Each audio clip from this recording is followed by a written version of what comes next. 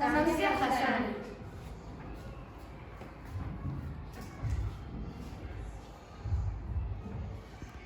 Samsia Hassani es una grafitera afgana y profesora de la Universidad de Kabul. Nació en Teherán, Irán, en 1988.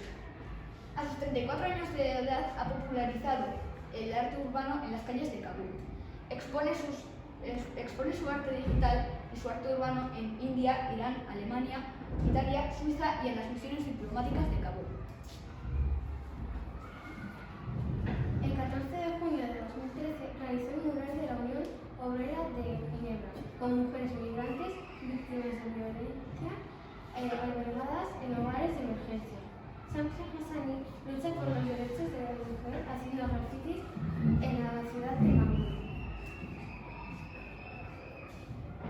Hassani muestra interés por la pintura desde su joven edad. No se le autoriza a estudiar Bellas Artes, pero aún así sigue grafiteando por las calles de Kabul. Hassani es considerada una de las pioneras en street art en Kabul.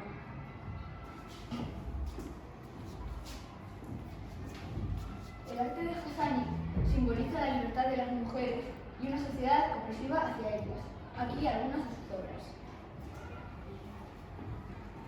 Mission Cultural Theme.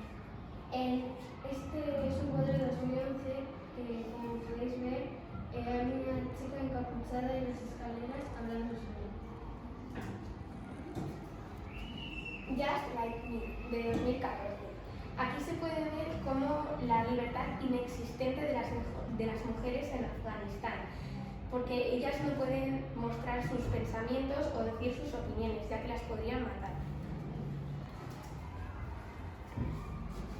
Magic Paste on the Footpath. Este cuadro de 2014 nos habla de las calles afganas y de que puedes encontrar magia en los sitios más inesperados.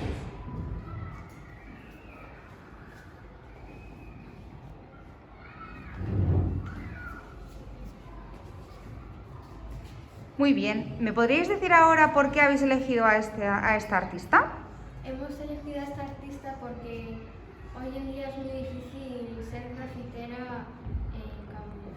Cuando empezamos con este proyecto, estaba la guerra afgana en su peor momento y decidimos que era una buena opción elegir a esta artista. Muy bien, ¿y qué es lo que queréis conseguir con vuestra presentación? Darle voz a Samsia Hassani. Y del feminismo en todas las partes del mundo. Muy bien, chicos, muchas gracias.